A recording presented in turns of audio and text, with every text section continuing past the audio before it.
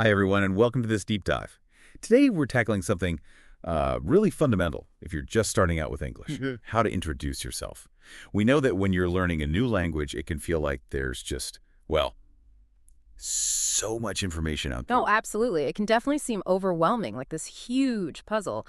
But think of this as finding that very first really crucial piece. We've gone through some articles, good ones, full of advice and, useful phrases for introductions, different situations too, casual chats, more formal settings. This is really your starting point. Exactly. And our goal today is pretty straightforward.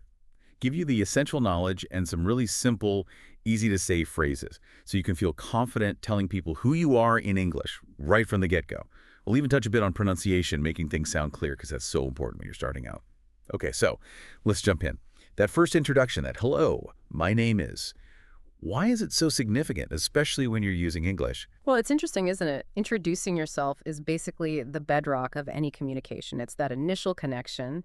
The sources we looked at really emphasize that how you introduce yourself can significantly shape how people perceive you and, well, how future interactions might unfold. It's like opening a door. Yeah, opening the door to maybe new friendships or work relationships.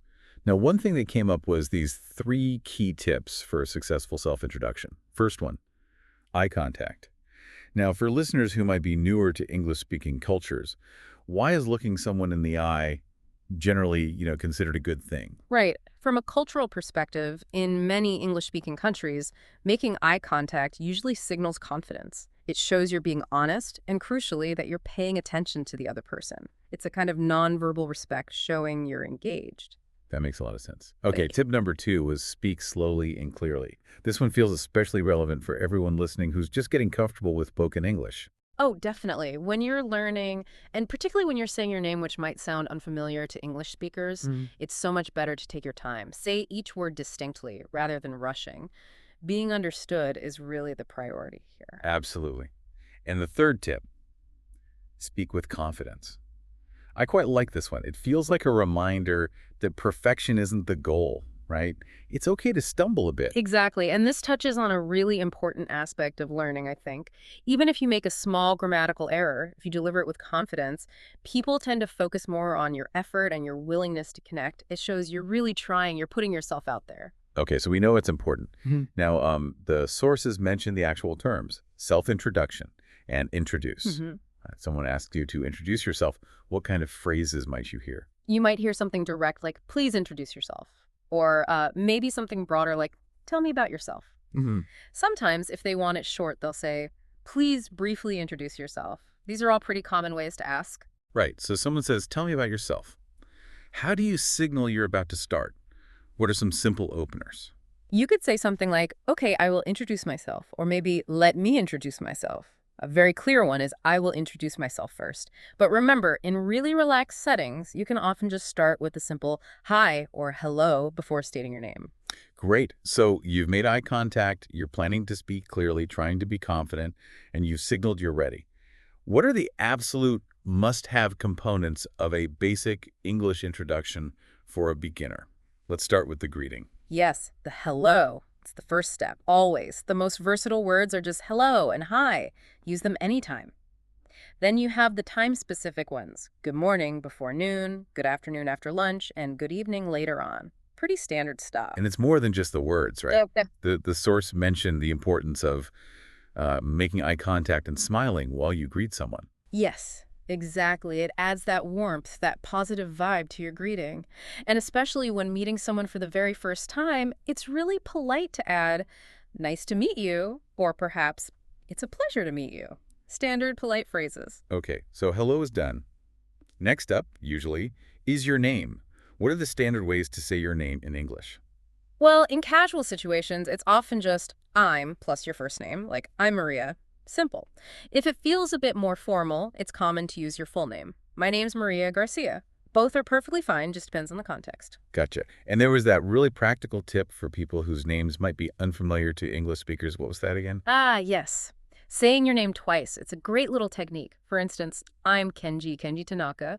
It just gives the listener an extra moment to process it and hopefully remember it better. That is such a good tip. Now, what if you prefer a nickname? How do you let someone know? Yeah, good question. There are a few easy ways. You could say, please call me nickname, or maybe you can call me nickname. Another option is, my name is full name, but most people call me nickname. All very clear and friendly.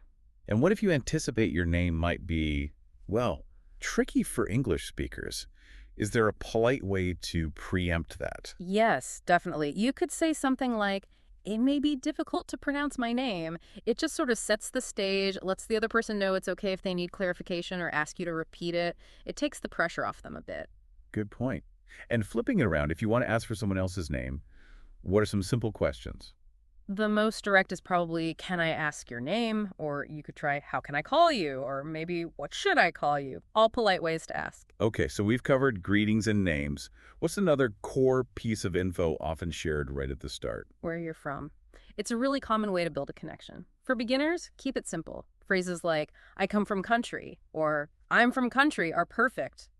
I come from Italy, or I'm from South Korea. And you could be a little more specific if you wanted to, couldn't you? Yes, absolutely. You could add the city. I'm from Osaka, Japan. Mm, Or if you want to mention your birthplace specifically, the phrase is, I was born in city, country.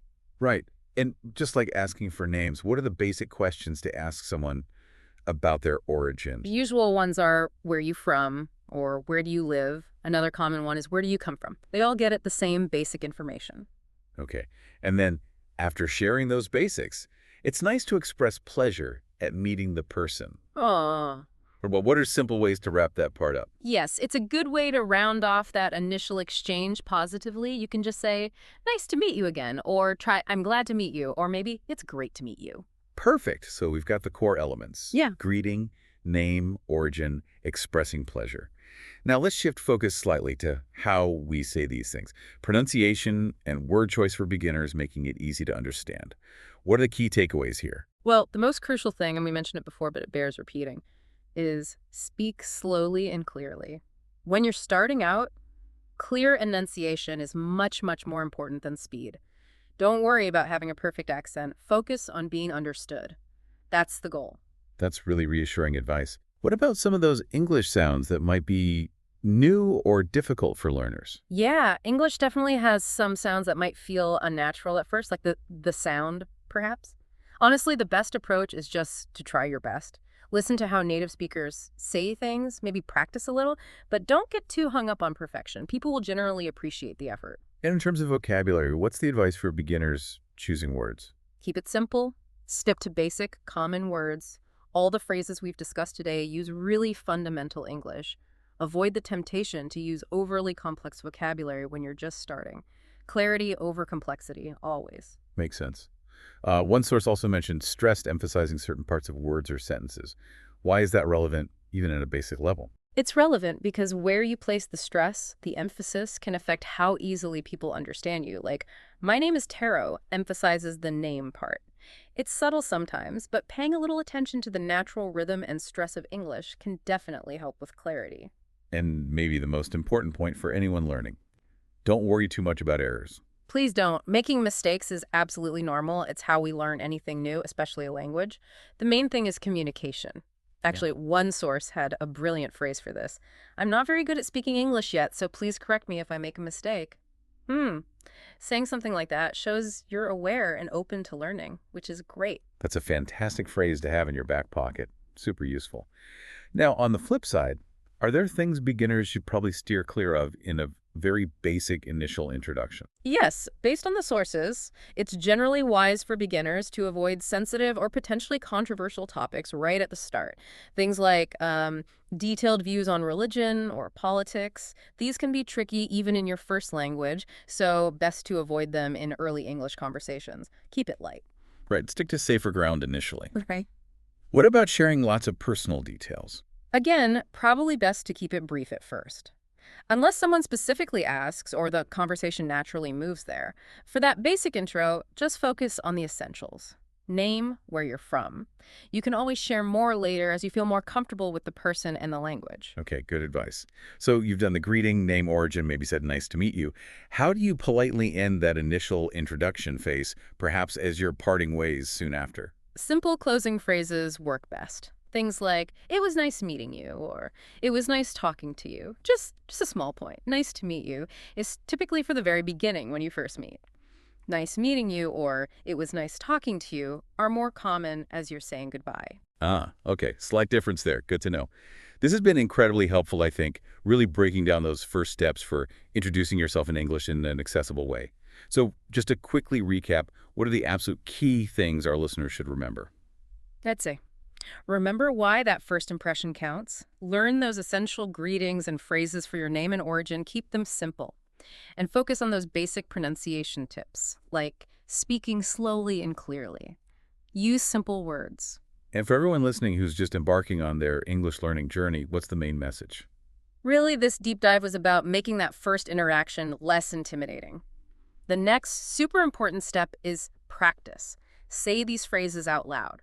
Practice them, even if it's just talking to yourself in the mirror. Practice builds confidence, truly. That's perfect advice. Okay, and for our final thought today, now that you have these foundational phrases, maybe start thinking about how you could adapt them slightly for different situations you might face. What other really basic information might be useful to share as you get a little more comfortable with speaking English?